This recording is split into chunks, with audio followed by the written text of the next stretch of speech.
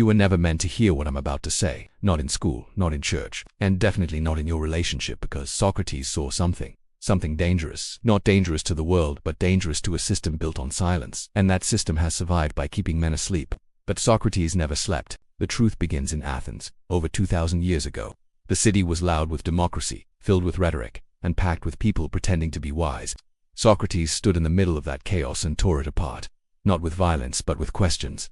He asked what no one dared ask. What is justice? What is virtue? What is truth? And finally, what is woman? But the answer terrified them, especially the women. You see, Socrates wasn't seduced by beauty. He wasn't impressed by charm. He didn't kneel for praise. He wanted something real, something permanent. He knew that behind beauty was manipulation. Behind charm was control. And behind obedience was the hunger for power. Socrates didn't hate women. That lie spread later. He married one Xanthippe, a woman known for her rage. Ancient writers called her sharp-tongued. She scolded, she shouted, she made scenes in the street. Why would the wisest man in Athens marry her? To study her. Socrates said, marry, by all means. If you get a good wife, you'll become happy. If you get a bad one, you'll become a philosopher. He didn't just say it to be funny, he meant it. He chose Xanthippe as a test, a forge, a mirror to reflect a deeper truth men never wanted to face. He saw that most men sought peace from women, but found only war. Not swords and shields, but guilt, shame, and silence. Women didn't fight with blades, they fought with emotion, with words, with softness used like a weapon. Socrates saw it and warned others, but no one listened. The society of Athens treated women as shadows. They kept them indoors, silent in public, absent from politics. But behind those doors, women ruled. They controlled the home, the children, the food, the reputation. They whispered to their husbands. They arranged marriages. They spread rumors. They pulled strings quietly. Socrates exposed this power. He exposed the game. He showed that men who thought they were in control were often just dancing to music they didn't compose. He trained young men to ask questions, to break free from flattery, and to resist seduction. Not just physical seduction, but the seduction of approval, the need to be liked, the fear of being alone, he told them. Seek truth, not comfort. That message scared people, especially the women behind the scenes, the mothers, the wives, the priestesses. They whispered into the ears of the powerful, and those powerful men put Socrates on trial. They said he corrupted the youth. They said he disrespected the gods. But that wasn't the real crime. His real crime was this. He taught young men how to think. He taught them how to stand alone. He taught them how to say no, not just to the mob, not just to false teachers, but to the most intimate influence of all. The soft voice that says, just be nice, don't make trouble, don't think so much, just love me. Socrates refused. He drank the poison. He faced death with clarity, and the message he left behind wasn't one of rebellion. It was a quiet revolution, a silent war, a way of life built not on obedience but on inner strength. He didn't hate women, he just refused to kneel. This is the truth buried under centuries of silence. This is the video no one wants you to see. Not because it's vulgar, not because it's violent, but because it's free. And if you hear it, if you really hear it, you will never be the same. Weak men don't want truth, they want comfort. And comfort often wears a woman's face. Socrates knew this. He watched men worship beauty like a god. Not just physical beauty, emotional beauty. The sweet voice, the soft laugh, the validation, the feeling of being wanted. Most men spend their lives chasing that feeling. They don't chase wisdom, they don't chase mastery, they chase attention. They call it love, but it's not love, it's fear. The fear of standing alone. Socrates stood alone every day. He walked the streets of Athens like a ghost in his own time. While others played political games or rehearsed their speeches, Socrates asked painful questions. Questions that stripped men down to their core, that made them uncomfortable, that pulled masks off. He didn't flatter, he didn't praise, he didn't stroke egos. He exposed them. He exposed that most men weren't looking for truth. They were looking for applause. From their peers, from their lovers, from the women who watched them and silently judged. Socrates didn't beg for that approval. He didn't decorate himself. He didn't speak in honeyed tones. He didn't change his truth to be liked. And that's what made him dangerous. Because most men don't know how to function without a woman's approval. They dress for it, work for it, speak for it, even think for it. They don't admit this, but everything they do is shaped by the fear of being rejected. That fear is invisible, but it's everywhere. It shapes men into something soft, something agreeable, something safe. But Socrates saw that safety was a lie. A man who's always liked is never respected. A man who always says yes becomes invisible. And a man who cannot walk alone becomes a slave. Socrates didn't marry for comfort. He married to understand. He let his wife scream, insult, and test him. And he never broke, he never reacted. He stood still like a stone while others crumbled under pressure. That was the lesson. He showed that you don't grow by chasing peace. You grow by embracing friction. You grow by facing the storm and not bending. Men today are taught to bend, to smile more, to talk less, to agree even when their souls scream no. They are taught that women are sacred, but not in the ancient sense of mystery and reverence. Sacred in the modern sense of untouchable, unquestionable, always right. Socrates questioned everything. If something was sacred, he pulled it apart. If a belief ruled a man's life, he examined it. He knew that truth doesn't bow to feelings. Truth doesn't care if it hurts. He didn't chase relationships. He didn't collect followers. He didn't care if women liked him. He cared if the soul was strong. He cared if a man could walk into the fire and not flinch. And when he taught his students, he didn't teach them how to please. He taught them how to endure, how to think in a world ruled by emotion, how to hold their line when the crowd screams. Today men are lost because they have no line. They're told to follow their hearts, but their hearts are shaped by screens, music, and lies. They're told to be vulnerable, but vulnerable to what? To emotion without truth. To women who haven't earned their trust. To a society that mocks them when they fall. Socrates didn't fall into that trap. He knew that opening yourself without wisdom is suicide. He taught strength first, truth first, integrity first. Only then maybe should a man open himself, but only if the person before him sees his soul, not just his value. And most people don't see souls. They see use, they see benefit, they see what you give, not what you are. Socrates was useless to the system. He didn't produce, he didn't obey, he didn't entertain, so they killed him, not with swords, with silence, with shame, with a trial filled with lies. They said he corrupted the youth, but what they meant was, he taught the youth how not to be puppets, how not to be weak, how not to be ruled by soft hands and sweet voices. Socrates saw through beauty and into truth, and what he saw wasn't pretty. It was brutal, but it was real, and realness is the one thing most people cannot forgive. So I'll ask you this, what rules you? The fear of being alone, the hunger to be loved, the desire to be accepted, or something deeper, something untouchable? That is what Socrates offered, not comfort, not popularity, not even success. He offered the soul, pure, undivided, unashamed, and he paid for it with his life. Most women don't fear loud men. They don't fear aggressive men. They don't fear toxic men. They fear awake men. A man who's awake doesn't flinch when she yells. He doesn't react to tears. He doesn't chase validation. He doesn't crumble when affection is withheld. He stands still, and that terrifies. Socrates stood still. He didn't argue to win. He didn't speak to impress. He asked questions so deep, people forgot how to lie.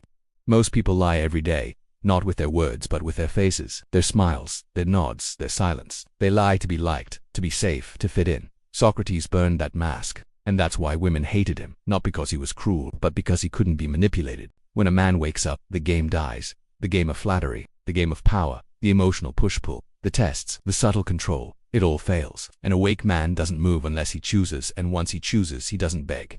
That kind of man is rare. Most men break at the first sign of distance.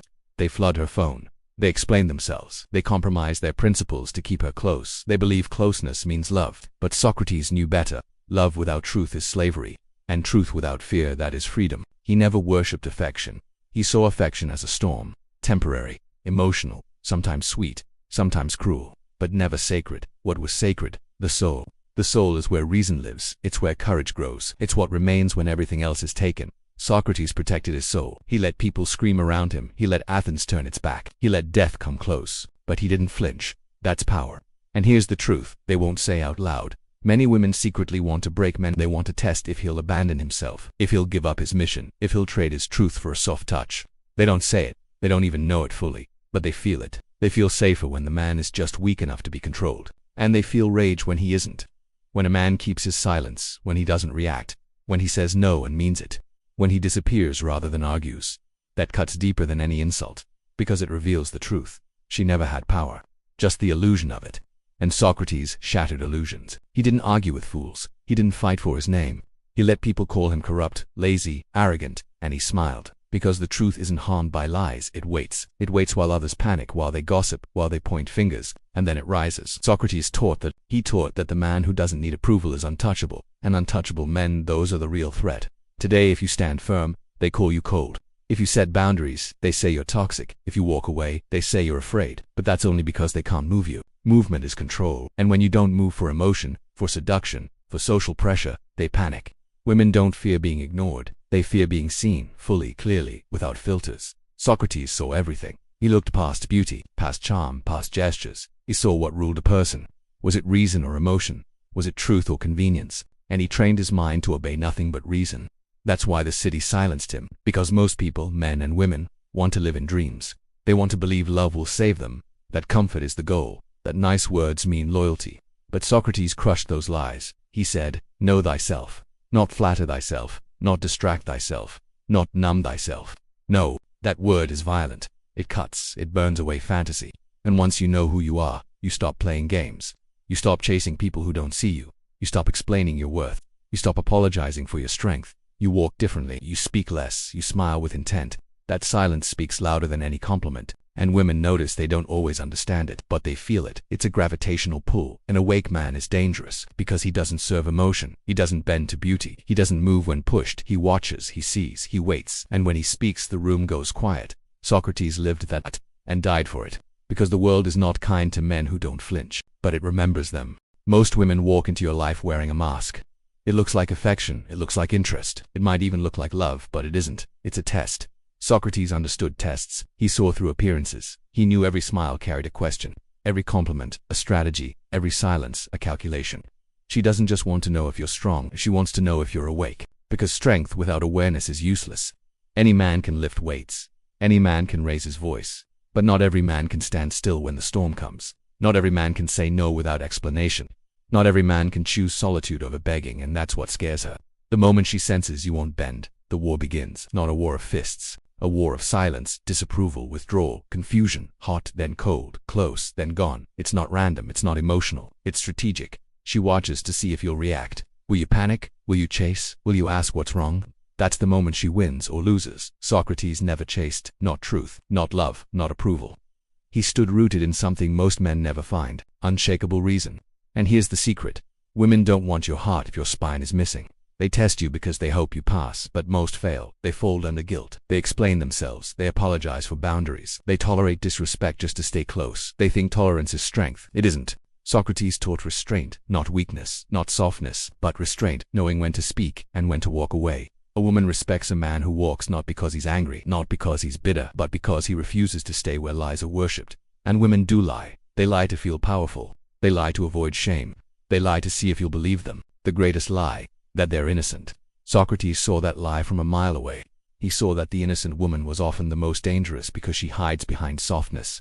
She pretends to need saving while plotting control. She rewards weakness with attention and punishes strength with distance. And most men fall for it, because most men crave closeness more than truth. They would rather be held than respected. But an awake man flips the game. He doesn't need warmth if it costs his soul. He doesn't fear loneliness, he fears being owned. So when the mask slips, when the smile fades, when the tone shifts, when the energy changes, he doesn't ask why. He already knows. It's the test. She wants to know, will you stay true? Socrates stayed true even when everyone turned against him. Even when his friends begged him to flee execution. Even when death knocked. He didn't run. He said, it is better to suffer wrong than to do wrong. And that breaks the game, because now she sees nothing moves you.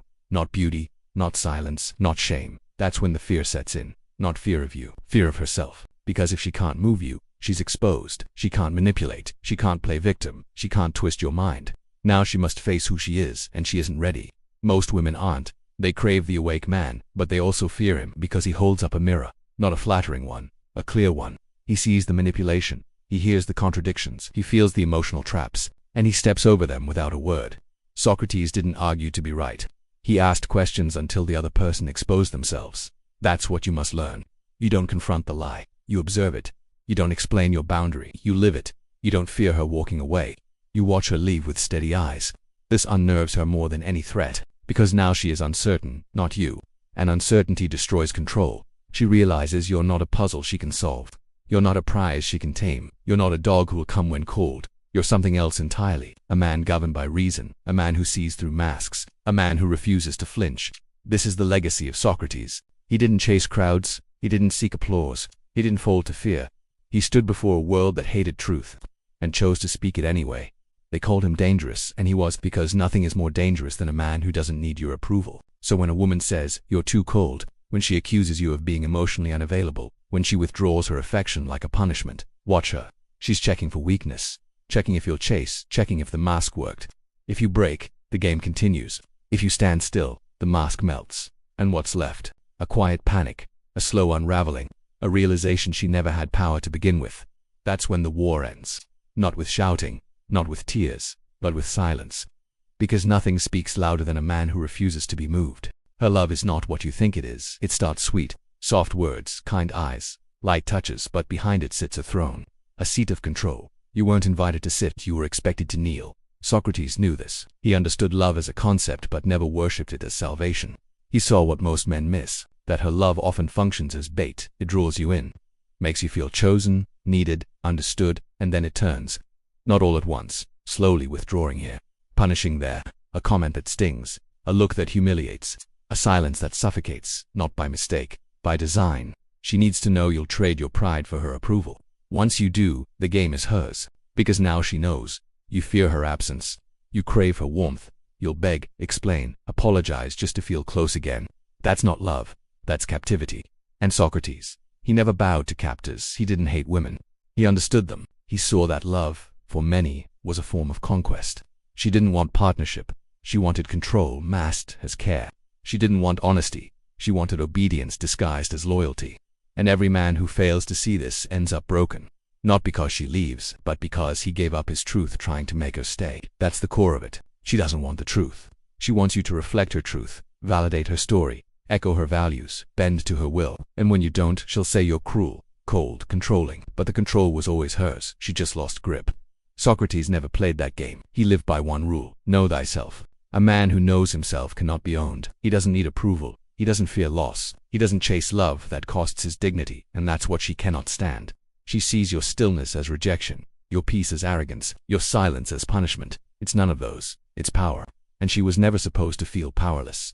Her whole life. Men have bent, broken, shrunk. You don't. You speak when it matters. You walk when you must. You withhold when she tests. That's how Socratic love works. Not loud, not needy, but firm, clear, just. And just love is rare, because it doesn't flatter. It demands truth. And truth scares her more than anything. The truth that her behavior is childish. The truth that her words contradict her actions. The truth that her love was a game all along. Most men don't say it. They beg. They bargain. They rewrite their morals to keep her close and then wonder why she stops respecting them. But respect dies the moment you bow. That's the lesson. She may love your gifts, your charm, your body, but she respects your boundaries. Take those away, and she loves what you give, not who you are. Socrates gave the world questions, not answers. Because real answers come from within. She will not hand you truth. She'll hand you flattery, comfort, illusion, but truth. You have to claim that on your own. You have to look her in the eye when she weaponizes her silence. You have to stand tall when she blames you for her emotions. You have to walk away when the cost of staying is your self-respect, and that takes pain. You'll feel it. Your body will ache. Your mind will scream. Your heart will fight you because she made you feel seen. But that feeling wasn't love. It was bait. And now that you see it, you have two choices. Return to the game, or destroy the board. Socrates destroyed the board. They offered him a way out. Admit guilt. Say sorry. Betray truth for comfort. He refused. He chose death, because there's something worse than dying, living a lie. You don't need her love if it chains your voice. You don't need her touch if it costs your clarity. You don't need her loyalty if it's bought with compliance. That's not love. That's slavery. She will cry when you leave, not because she lost you, but because she lost control. And that's what this was about all along. Not affection, not loyalty, not connection, power. She wants it. She seeks it. She tests for it. But she cannot take it from a man who knows himself. And when she realizes this, she either breaks or awakens. Some women awaken. They drop the games. They drop the tests. They stop hiding behind emotions and start standing in truth. Those women are rare, but they exist, and only the awake man can lead them. Socrates didn't seek these women. He attracted them by living in truth. That's your path, not to chase, not to teach, just to be. Steady, clear, unmoved. That's the man she fears, and the man she needs. She doesn't yell. She doesn't throw. She doesn't break things. She just watches and smiles while you unravel, while you explain, while you beg. That woman is the most dangerous because her weapon isn't rage, it's indifference. Socrates saw this not in books, not in theory, in life. He watched men fall, not from battle wounds but from invisible cuts. Cuts she made with smiles, silence, and soft tones that hid sharp intentions. She doesn't say she's leaving, she just stops showing up. She doesn't insult you. She praises you right before she mocks your values. She doesn't argue. She just disappears when the truth gets too heavy. You don't know you're bleeding until it's too late. That's her design, not to destroy with fire but with fog. To confuse you, make you doubt what you know, make you question what you saw, make you feel guilty for noticing.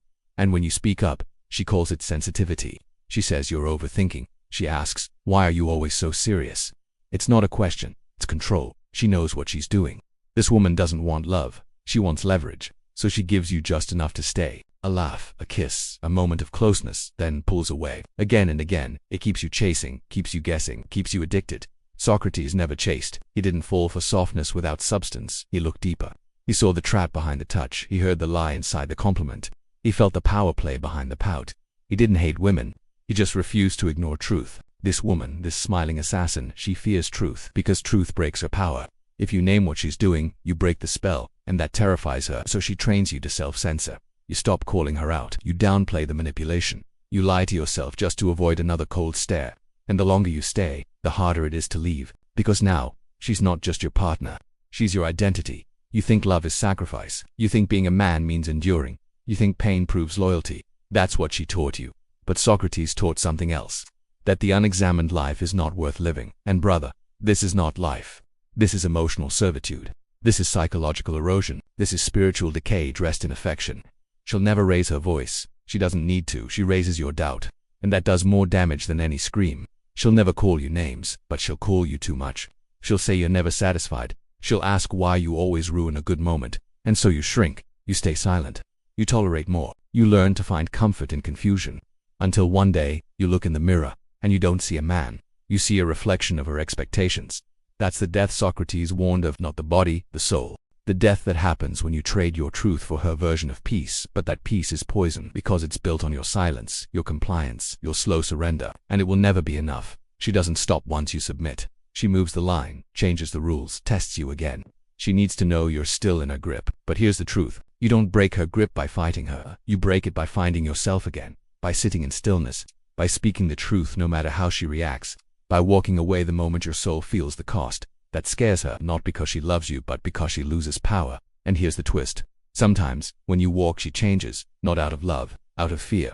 Fear of losing control, fear of seeing herself, fear of being exposed. But don't let that fool you. A temporary change is not a transformation. Wait for consistency. Watch for truth. Ignore the apology. Watch the pattern. Socrates would not return to a prison because the warden smiled. You shouldn't either. Your peace is not up for negotiation. Your clarity is not disposable. Your self-respect is not a bargaining chip. When a woman uses confusion as control, walk not with anger, with certainty. When she mocks your needs, leave. Not with words, with silence. When she plays warm and cold, step back, not to teach her a lesson, to remember your own, because the lesson is simple. Love without truth is abuse in disguise. Socrates didn't say it that way, but he lived it that way. He lived with clarity. He spoke with courage. He walked with purpose, and the world killed him for it. But even in death, he was free. That's the goal. Not comfort, not approval, freedom. And you'll never have it if her smile still keeps you captive. She doesn't leave right away. That's not how it works. She breaks him first, piece by piece, bit by bit, slowly, quietly. She drains the life from his voice. She erodes his confidence. She twists his purpose into guilt, and he stays, because he doesn't realize what's happening. He thinks this is love. He thinks relationships are supposed to hurt because she told him so. Not with words, with behavior. She pulls away when he's honest. She rewards silence with closeness. She uses her body as leverage and her moods as weapons. And still he chases, because she trained him to believe her pain is his fault. She trained him to fix what she breaks. Socrates saw this game long ago. He didn't write about it with ink. He lived it with blood. He watched men lose themselves to women who never loved them. He listened as they begged for validation from someone who enjoyed their collapse. He knew what most men refuse to admit, that some women don't want a partner. They want a project. A man they can shape. A man they can weaken. A man they can own. She doesn't respect strength. She tests it. And when she finds it, she pushes harder. Not because she wants to build with him. Because she wants to break what she can't control. The weaker he becomes, the closer she gets. She comforts him after the storm she started. She holds him while he doubts himself. She plays healer to the wound she caused. It's a perfect trap, because now he's grateful for her kindness. Even though it's a pause between punishments, he starts to forget who he was before her. He stops seeing the world clearly. He only sees her. Her moods decide his peace. Her approval determines his worth. Her affection becomes his oxygen. And still, she breaks him with subtle dismissals, with passive rejection, with weaponized silence. He gets used to discomfort. He learns to walk on eggshells. He confuses anxiety with love because it feels familiar. And that's her power, familiarity, not passion, not respect. She trains him to need the very thing that's killing him. Socrates warned of this, not in sermons, in silence. He refused to argue with those who twisted words. He refused to plead with those who enjoyed confusion. He didn't chase understanding from those who chose blindness. Because once a woman decides to break you, no logic will stop her. No poem will soften her heart. No confession will change her path. She doesn't hate you. She's just done seeing you as useful. And before she leaves, she ensures no other woman will want you whole. She breaks you first, so you'll carry her shadow into your next chapter. That's her final move. She leaves a door open just enough so you wait. She drops breadcrumbs just often enough so you hope. She keeps your heart hostage long after her body is gone, and men stay in that prison for years. Some never leave. They repeat the cycle with new faces, new names, new promises, but the same wound. Socrates didn't stay wounded. He bled, yes, but he asked why. And that question saved him, not because he found her reason, but because he found his clarity. He stopped asking why she left. He started asking why he stayed. He stopped seeking closure from her lips. He started speaking truth from his own. That's the escape, not revenge, not rebound. Truth, and the truth is this. When a woman decides to break you, she already stopped loving you. Her affection becomes an act. Her kindness becomes a tactic. Her presence becomes a performance. You become the stage. She plays the role. You live the pain, but you don't have to. You can walk. Not after she apologizes. Not after she admits fault. Not after she gives you closure. Walk because you recognize the pattern. Walk because peace doesn't require permission. Walk because your soul remembers who you were before the breaking. She'll notice. She might call. She might return with soft words and teary eyes, but watch her actions. Watch her timing. Watch how she treats your strength. If she mocks your boundaries, she's still breaking you. If she resents your growth, she never wanted your rise. If she questions your clarity, she fears losing control. And that's your proof. Not that she's evil. Not that you're perfect. But that the chapter is closed. Not every woman who enters your life is meant to stay. Some come to reveal your blind spots. Some come to test your strength. Some come to break what's fake. But once the lesson is learned, leave the classroom. Socrates never lingered where wisdom was unwelcome. Neither should you. A woman who breaks you once will do it again. Not out of hate, out of habit. And if you don't change the pattern, pain becomes routine. Don't let love become a wound you wear proudly. Let it be a mirror. Let it be a teacher. Let it be a fire that refines, not destroys. You are not meant to be broken for love. You are meant to rise in truth. A woman who fears your inner freedom will not ask for your loyalty. She will demand your obedience, not with rules, with reactions. She won't say, "Don't speak your mind." She'll just make you pay when you do, with silence, with withdrawal, with subtle contempt. You'll feel it in the room. That shift in the air when you stand your ground. She smile less. She touch you less. She'll become colder and you'll shrink, not because you're weak, but because you crave connection. And she weaponizes that craving. She fears what she can't control. Your inner freedom terrifies her, because it means you don't need her approval. It means you'll walk if she disrespects you. It means you see the game, and refuse to play. If she doesn't want a partner, she wants a prisoner. Someone who dances to her moods. Someone who reads her mind. Someone who breaks himself into shapes she approves of. Socrates refused, not out of rebellion, out of clarity. He understood something most men ignore. Freedom is the foundation of love. Without it, love is just performance. If you can't say no, your yes is worthless. Socrates loved truth more than comfort. That made him dangerous, not to himself, to those who built their power on lies. The same applies to her. The freer you become, the more exposed she feels, not because you shame her, but because your light reveals her shadow. She'll call you selfish. She'll accuse you of being distant. She'll say, "You've changed." Yes, you have. You stopped chasing approval. You started chasing truth. And truth makes fragile people uncomfortable. She will try to bring you back, not to love, to submission. She'll dress it in romance. She'll use sex as bait. She'll remind you of old memories, but look deeper. If your growth makes her resentful, her love was never rooted in freedom. It was rooted in control. Socrates stayed silent in the face of emotional manipulation. He didn't plead. He didn't protest. He walked, and in walking he taught, you must do the same, because staying with a woman who fears your freedom means shrinking yourself for comfort. It means killing your spirit to keep peace. It means betraying your soul to earn love. And that is not love. That is slow death. She doesn't want the man you are. She wants the man she can manage. And the more alive you become, the more desperate she grows. She will try to remind you of your past. She will bring up your flaws, not to heal, to humble you, so you forget how far you've come, so you stay within reach, so you question your own worth. But Socrates didn't let the crowd define him. He didn't bend to comfort fools. He didn't beg for understanding. He walked his path, even when it cost him everything. You must do the same. If she mocks your new standards, leave. If she shames your growth, walk. Not because she's evil, but because her love ends where your freedom begins. And that's the line you must guard. Because once you give up your freedom, everything else crumbles. Your purpose fades. Your confidence dies. Your clarity dims. All to maintain a bond built on fear. You think you're keeping the relationship, but you're losing yourself, one compromise at a time, until one day you don't recognize your own voice. That is not strength. That is submission dressed as patience. Socrates knew. A man who sacrifices his truth for affection will eventually hate both himself and the one he stayed for. You are not here to be tolerated. You are here to lead, with clarity, with power, with freedom. Any woman who truly loves you will support your growth, not fight it. She will respect your silence. She will embrace your purpose. She will not punish your independence. That's the difference between love and control. One gives space to rise, the other suffocates you until you forget how to breathe. You don't need permission to be free. You were born that way. Do not unlearn it to please someone who fears it. Let her go if she needs you to shrink. She will find a man she can manage. You will find a woman who respects your strength, but that only happens if you refuse to be caged. And that begins now. The man who sees the game wins it, not by playing better, but by walking off the board. Most men chase approval like starving dogs. They do tricks, they obey, they wait for treats that never come. But one man doesn't. He sees the leash, he sees the trainer, he sees the cage behind the praise, and he refuses. That man is unforgettable, not because he's cruel, not because he's loud, but because he's free. Free from needing validation, free from bending under pressure, free from betraying himself to feel loved. He becomes the mirror she never asked for, one that shows her the truth without distortion, and that truth cuts deep. She will remember him not for what he said, but for what he didn't tolerate. He didn't explain his worth. He didn't negotiate his soul. He didn't ask for her to believe in him. He believed in himself, and walked with that belief like armor. Socrates did the same. He didn't fight the crowd. He outlasted them in clarity, and when they couldn't win the argument, they destroyed the man. But they never touched his truth. That's the lesson. You don't need to prove anything. You just need to stop pretending. Pretending you're okay being disrespected. Pretending you're happy in confusion. Pretending silence is strength when it's just fear. No more. You don't need her to understand. You don't need her to agree. You don't need her to love you back. You need to love what you become when you walk in truth. And that version of you, he doesn't beg. He doesn't shrink. He doesn't fake it. He builds. He speaks. He leaves. He becomes the storm she never thought would hit. Not because he wants to hurt her, but because he refuses to drown for her comfort.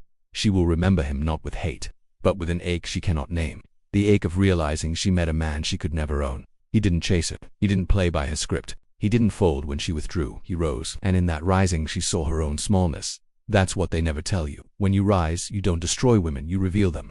And most don't like what they see, but that's not your burden. You're not here to fix broken mirrors. You're here to walk in power. Socrates was put on trial not for his crimes, but for his clarity. They called it corrupting the youth. What he did was awaken the sleeping. You do the same by becoming unshakable. A man who holds the line, who lets the wrong woman leave, who welcomes solitude over slavery. That's the man she can't forget. The one who saw through her beauty. The one who listened without needing. The one who smiled and said, "I don't belong in a cage." She will never tell her friends the full story. She'll say, "He was complicated," or "He was too much." But deep down, she'll remember, you were the one she couldn't bend, and that will haunt her because she'll never find that power in a man who chases her. Only in one who chose himself first. That's you now, so walk like it. Speak like it. Live like it. This world doesn't need another obedient man. It needs one who stands, even if it costs him everything. Because what you gain in return is everything that matters. Peace, purpose, power, freedom. Socrates drank the poison, but the truth he spoke still echoes. You don't die when they reject you. You die when you forget who you are. So remember this. A man who chooses truth over comfort will always be remembered, even by the ones who tried to break him, especially by them. That's your path now. Walk it like fire. You've reached the end, but this isn't the end of your path. You now carry the fire of truth that Socrates died for. Don't waste it. Let weak men chase approval. You chase clarity, chase strength, chase the version of you who bows to no one. If this video struck a nerve, it means you're waking up. So don't fall back asleep. Subscribe to the Inner Citadel now. This channel is your armor, your sword, your mirror. Every video cuts deeper. Every truth lifts higher. Leave a comment. Tell us what hit hardest, and share this with the man who needs to stop crawling. The world won't tell him, but you can. We'll see you in the next one. Stay sharp, stay dangerous, stay free.